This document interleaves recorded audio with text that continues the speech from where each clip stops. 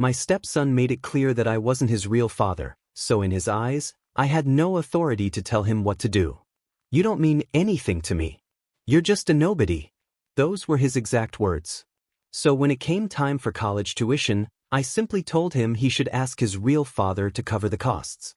I never imagined I'd be sharing this story, but it's been weighing on me, and I need to let it out.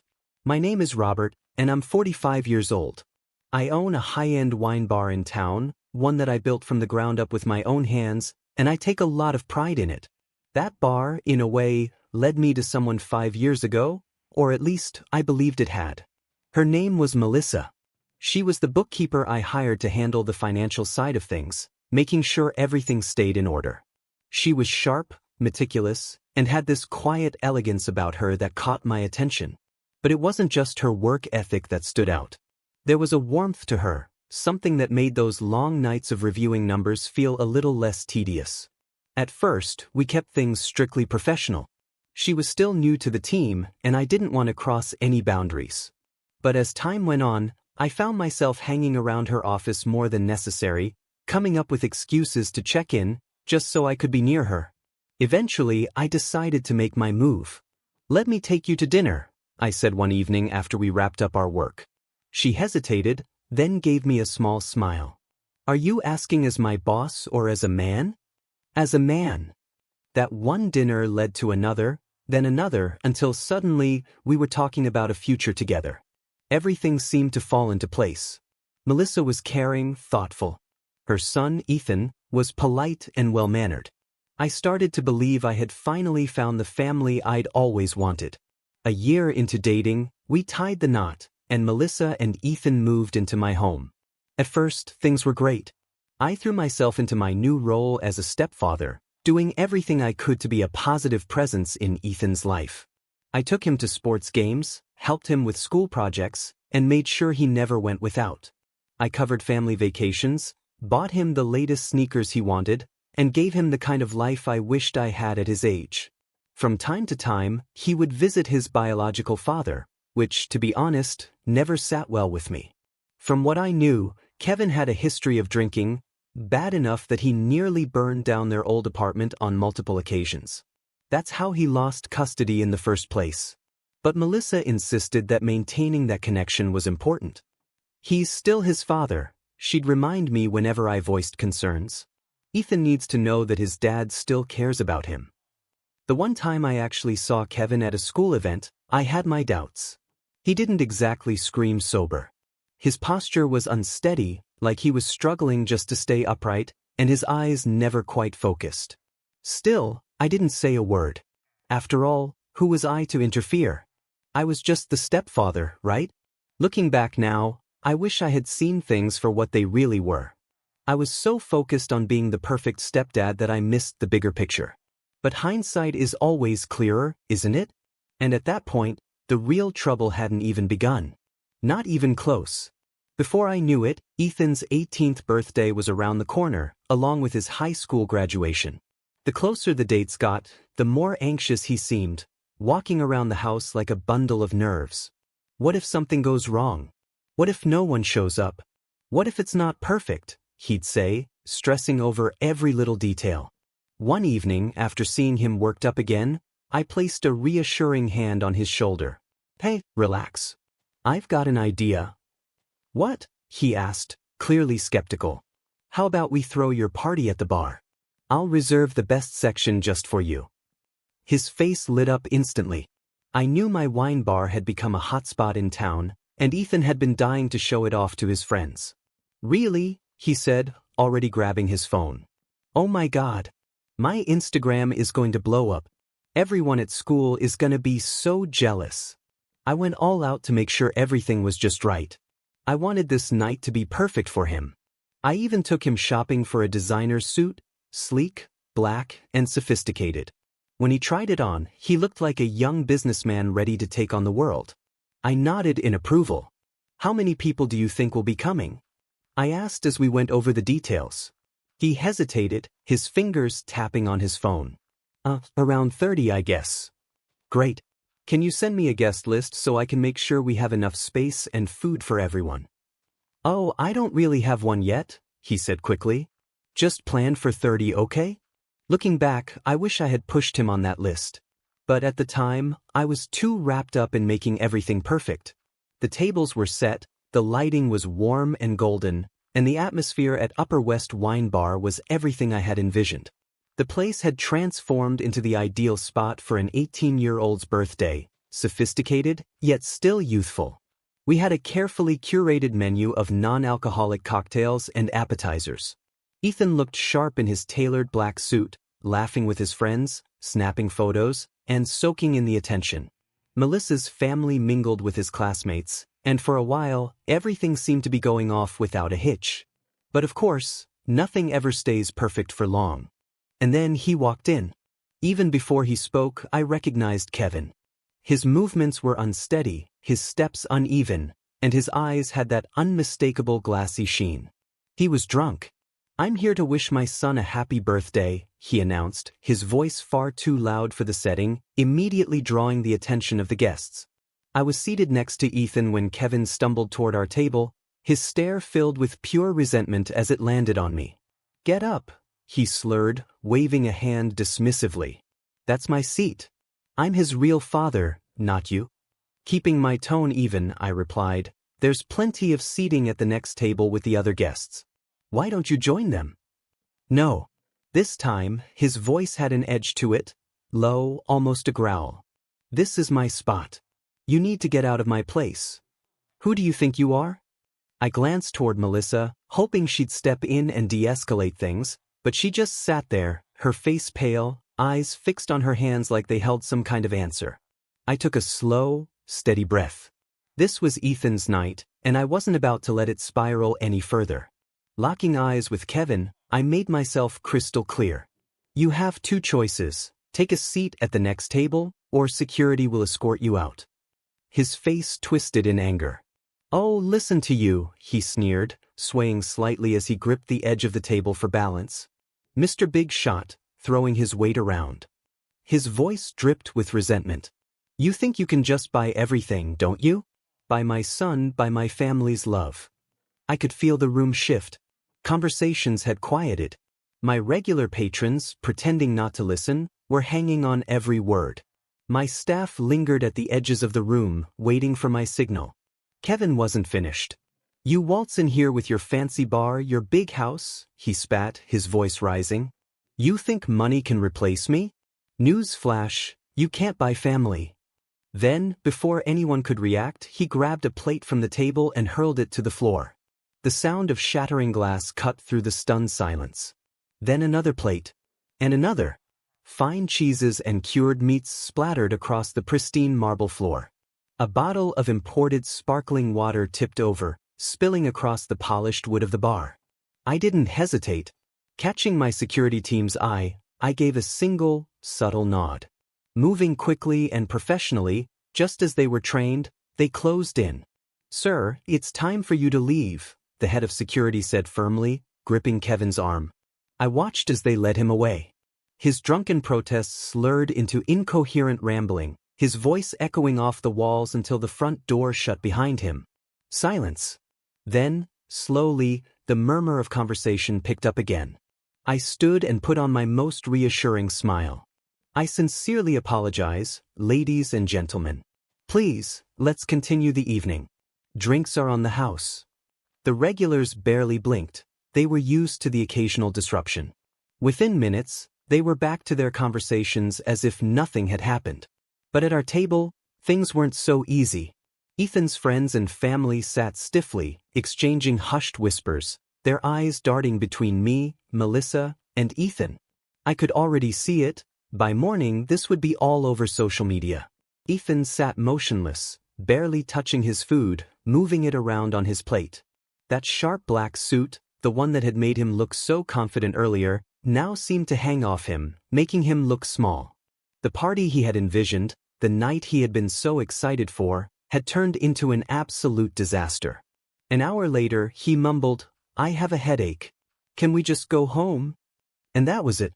The party fizzled out. Guests made polite excuses as they left, but I could hear the murmurs trailing behind them. "Poor kid. Did you see his dad? Can you believe that actually happened? The second we stepped inside the house, Ethan went straight to his room. Melissa and I followed the rest of the family upstairs, but I hesitated outside Ethan's door, debating whether to check on him. Maybe say something. But what? The next morning he came down for breakfast, his face pale, dark circles under his eyes. He pulled out his chair and sat down, his gaze fixed on his lap. "How are you feeling, buddy?" I asked gently. "Fine," he muttered, staring at his cereal. And that was all I got. One word. The days that followed felt eerie, like we were living in a house haunted by something unspoken. The Ethan I knew, the kid who was full of energy, always chatting about something, was gone. He barely spoke. And whenever I walked into a room where he and Melissa were talking, he would immediately shut down, like someone had flipped a switch. One night after he had gone to bed, I finally brought it up with Melissa. "Don't you think we should do something?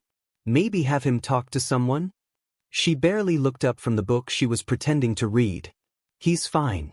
He just needs time to process. Give him space." But he wasn't fine. None of this was fine. Despite the tension hanging over our house, we all attended Ethan's graduation. Melissa and I sat in the audience, and when they called his name, I clapped so hard my hands ached. He looked sharp in his cap and gown, and for a brief moment, when he glanced in our direction and smiled, I let myself believe that maybe, just maybe, things were getting better.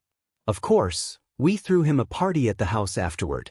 And that's when I realized, this story was far from over. I knew I had to get all of Ethan's favorites on the table, truffle fries, steak sliders, and those little crab cakes he was always sneaking from the back of the kitchen at the bar. And, of course, the outrageous 3-tiered chocolate cake that, honestly, should have taken at least a week to get just right. His classmates arrived, filling the house with laughter, easy conversations, and excited chatter about summer plans and college. For a little while, things felt normal, almost like they used to be. Ethan was smiling, talking, acting like himself again. I let myself relax, thinking maybe, just maybe, we had turned a corner. Then his phone rang. He stepped into the hall to take the call, and when he returned a few minutes later, something in his expression had shifted. His face was set with quiet determination, and for the first time in days, he approached me willingly. "My dad's coming over," he said. "He wants to congratulate me on graduating." My stomach clenched. "Absolutely not," I said immediately, the chaos of his birthday party still painfully fresh in my mind. "Ethan, you remember what happened that night? He showed up drunk, made a scene, broke things. That was your fault." His words cut through me like a blade. His voice rose. "None of that would have happened if you had just moved and let him sit down. He's my real dad. You should have just stepped aside." I stood there, stunned. Days of silence, of avoidance, and this was what he had been thinking the whole time? That I was to blame? Desperately, I turned to Melissa. Maybe, for once, she would step up. Maybe she would be the mother Ethan needed in this moment. "Melissa, please," I said, my voice tight. "Tell him how inappropriate his father's behavior was. Tell him what really happened that night." But she just sat there, staring at her hands, the same way she had at the wine bar that night. Silent. Passive. Something inside me snapped. 5 years. 5 years of bending over backward to be the best stepfather I could be. 5 years of walking on eggshells. 5 years of making excuses for everyone else's behavior. 5 years of swallowing my frustration, pretending it didn't bother me. And in that moment, I had nothing left to give. "Listen to me, Ethan," I said, my voice steady but firm. "That was my wine bar. I put that entire party together for you. I got you that damn designer suit you wanted. I did everything to make that night special. And your father?" I continued, my voice unwavering. "He showed up drunk. He embarrassed you in front of everyone. He destroyed property. And you know what else? He didn't even bring you a gift, Ethan. He brought nothing but chaos and shame." Ethan's face twisted with rage. In an instant, the anger that had been simmering inside him boiled over. "Oh my God, here we go again," he shouted, throwing his hands up. "It's always about money with you, isn't it? I paid for this, I bought that. You think just because you have money, You can control everything. Then he turned, spinning to face his classmates, who stood awkwardly in the living room, clearly wishing they were anywhere else. My real dad will be here soon, he said with a bitter laugh. It'll be nice to finally have a normal person around instead of this. He gestured toward me like I was something disgusting he had scraped off his shoe. I fought to keep my voice level, even as I felt my chest tighten. Ethan, your father is not coming into this house. The words were calm, but I felt my restraint cracking. Not after what happened at the bar. That was it. That was the moment Ethan completely lost it. His face turned red, his fists clenched at his sides. You're not my dad, he shrieked, his voice ringing through the house. You're nothing to me. You're nobody. I felt the weight of his words like a physical blow. Who do you think you are to tell me what to do? He raged. Stay out of my life. You're just some guy my mom married for his money. The room went deathly silent. His friends stood frozen, fidgeting uncomfortably. Some stared at their phones, pretending not to be there. Others suddenly found the ceiling very interesting. Ethan turned back to them, shaking his head. Let's go, he said, his voice dripping with venom. I don't want to celebrate in his house anyway. That word, his. He spat it out like it was something foul. Without hesitation, his friends followed, not one of them looking in my direction as they filed out the door. Then, with a force that rattled the windows, the front door slammed shut. I stood there, alone, surrounded by half-eaten food, abandoned plates, and the wreckage of what was supposed to be a celebration. And in that moment, one thought kept repeating in my head. This has to be it. This has to be the moment Melissa finally says something. She has to step up now. She has to defend me after this. Doesn't she? Melissa cleared her throat. When she spoke, her voice was cold, detached. You had no right to throw the house and money in his face like that, she said flatly. You didn't need to remind him that this is your house. That your money pays for everything. That was low. I turned to her, blinking in disbelief. For the first time, I really saw her. You've got to be kidding me. My voice was barely above a whisper. Where were you when your ex was throwing plates across my wine bar? Where were you just now, when your son stood up in front of an entire room and humiliated me? Melissa shook her head like I was the one being unreasonable. You're the adult here, she snapped. You should know better than to argue with a teenager. I stared at her, at the woman I had spent 5 years building a life with.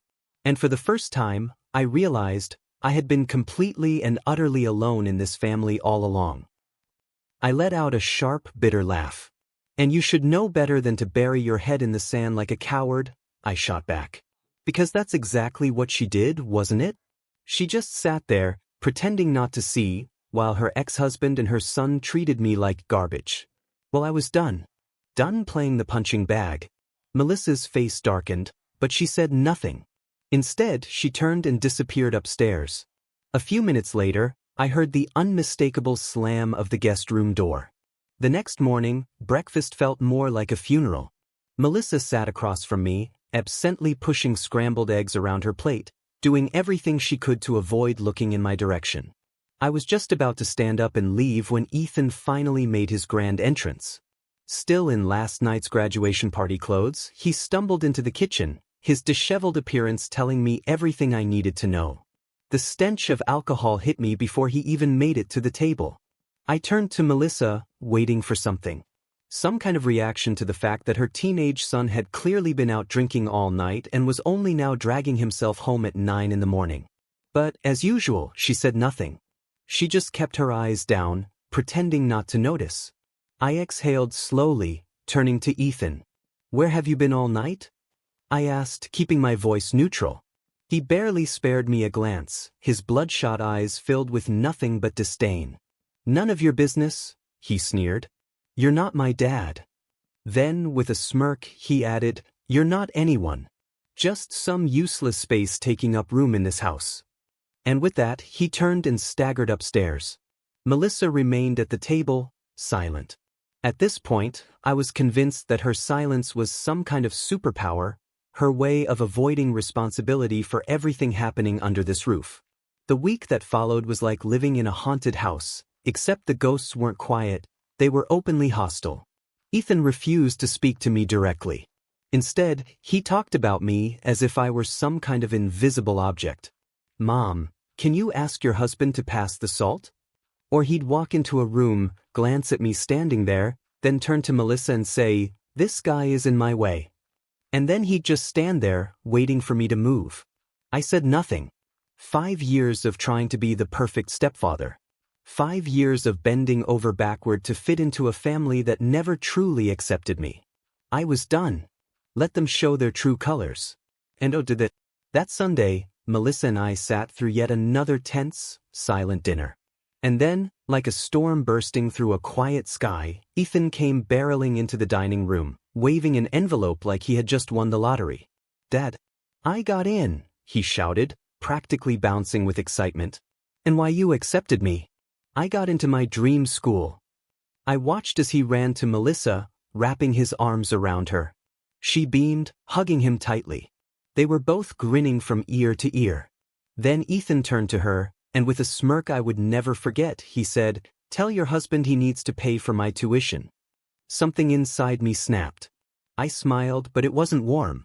It was cold, sharp. "I won't be paying for your college," I said, my voice crisp and unwavering. Ethan's smile faltered. "What?" "You've made it painfully clear that I'm not your father," I continued. "I'm nobody to you." "Well, guess what? This nobody's wallet is closed. Why don't you ask your real dad to pay for college?" His face turned a deep shade of red. "You vindictive piece of," he started, shaking with rage. Tears welled in his eyes, but I felt nothing. "You're just doing this to punish me," he yelled. "You're evil." I stood there, watching him unravel. It was like watching a storm rage outside a window, loud, chaotic, destructive, but I was on the other side of the glass, untouched. Ethan turned, desperate. "Mom," he whirled toward Melissa. "Make him pay. He has to pay."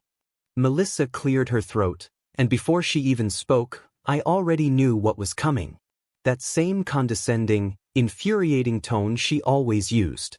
"Come on, honey," she said, giving me a patronizing look. "Quit joking around. You know you need to pay for Ethan's education." I pushed my chair back and stood. "I've made myself perfectly clear," I said, my voice calm but firm. "I will not pay tens of thousands of dollars for someone who has spent weeks treating me like I don't exist. Someone who only acknowledges me when he needs something." Then, without another word, I turned and walked out of the dining room. Behind me, Ethan's screams followed. I could hear him throwing another dramatic tantrum. Plates crashing, chairs scraping, his voice rising with sobs that, to me, felt entirely performative. Like father, like son, I thought grimly. I sat in my bedroom, listening as the storm downstairs slowly died down. But I knew this wasn't over. Melissa would come next. It was only a matter of time. Sure enough, about 30 minutes later, my bedroom door swung open with force. Melissa stood there, red-faced with fury. "I'm sick of it," she spat. "Sick of you and your childish games. You need to grow up and pay for Ethan's education." I remained seated, looking at her with a level gaze. "No," I said simply. "You and your ex can figure it out. Between the two of you, I'm sure you'll work something out." Melissa's jaw tightened. She started pacing, like a caged animal. "You're being completely selfish," she hissed. "He's just a teenager. For God's sake, you're the adult here. You need to be the bigger person." I watched her, remembering all the times she had thrown that same argument at me. "Be the bigger person, Robert. Let it go, Robert. He's just a kid, Robert." Excuses. Always excuses. I took a slow breath and exhaled. "A teenager who is old enough to know better," I said quietly. "A teenager who has made it perfectly clear how he feels about me. So tell me, Melissa, why should I invest in someone's future when they've shown me nothing but contempt?" Melissa stopped pacing. She turned to me, her expression unreadable, but her eyes were cold. "Fine," she said flatly. "Let me make this simple for you. Either you pay for Ethan's education, or I'm filing for divorce." I stared at her. She clearly expected me to crumble, to panic. to beg, to reach for my wallet and hand over the money like I always did. But I didn't. Instead, I shrugged. Okay, I said. Get divorced. The look on her face was almost comical. Her mouth opened and closed a few times, but no words came out. She hadn't expected that. Not at all. I stood, my voice steady. I'll call my lawyer first thing in the morning. Until then, you and Ethan should start looking for a new place to live. Melissa didn't respond. She just stood there, staring at me like she was seeing me for the first time. But she didn't argue. She didn't plead. After a moment, without a word, she turned and walked out, closing the door softly behind her. The next morning, I came downstairs, only to find Ethan already sitting at the dining table, waiting for me. It was an ambush, carefully staged, perfectly executed. Ethan, with his red-rimmed eyes. Melissa, sitting beside him, her face composed in that calculated look of concerned authority. "Honey," Melissa said, offering me a smile so sugary it could rot teeth. I wondered how I had never noticed before just how manipulative that smile was. We've all had a chance to calm down and think things over. Ethan nodded eagerly, like a trained actor hitting his cue. We all just overreacted yesterday, he added, his voice dripping with forced sweetness. I paused in the doorway, an eerie sense of clarity washing over me. I was really seeing them for the first time. Melissa continued, her voice slipping into that smooth, reasonable tone she always used when she wanted something. We're family. Families fight, but they also make up. And since you were the one who escalated things with this whole college situation, it would mean a lot if you took the first step toward reconciliation. Right on cue, Ethan chimed in. Yeah, and if you helped with tuition, it would show that you're really sorry and want to make things right. I almost laughed. Did they really think I was that easy to manipulate?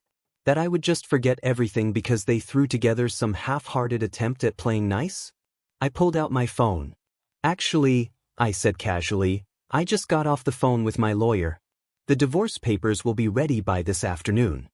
In an instant, the masks dropped. Ethan's artificial smile vanished, replaced with pure shock. Melissa's face darkened, that familiar shade of red creeping up her neck, the same color it always turned when she realized she wasn't in control. I turned to Ethan, my voice flat. Congratulations, I said. You won't have to deal with your not-dad interfering in your life anymore. Isn't that what you wanted? Tears welled up in his eyes, real ones this time. But I felt nothing. Melissa shot up from her chair so fast it nearly toppled over. Without another word, she stormed upstairs. Moments later, I heard drawers yanked open, closet doors slammed shut. They packed in silence. No more dramatic monologues. No more insincere apologies. Just the sound of zippers, of bags being stuffed with clothes, of doors closing behind them for the last time. I thought it was over. I was wrong. The messages started that very night. First from Melissa. We all said things we regret. Let's talk about this like adults. Then from Ethan. I'm sorry if I hurt your feelings, but you're really being unfair about college. When I didn't respond, the tone shifted. You're being selfish and tearing this family apart. I hope you enjoy being alone with your money. You'll regret this when you're old and have nobody left. I ignored them all. The divorce was quick. Thanks to the prenup, Melissa had no claim to anything. My house, my business, my savings. Naturally, she fought it. But my lawyer made sure it was wrapped up fast. She walked away with nothing. No share in my wine bar. No piece of my hard-earned savings. Nothing. Through mutual acquaintances, I still hear whispers about them every now and then. They're living in a small apartment on the other side of town. Ethan never made it to NYU. He's working at a mall now, scraping by. Melissa is struggling to rebuild her accounting career, but word is, it's not going well. Meanwhile, I've reclaimed my home.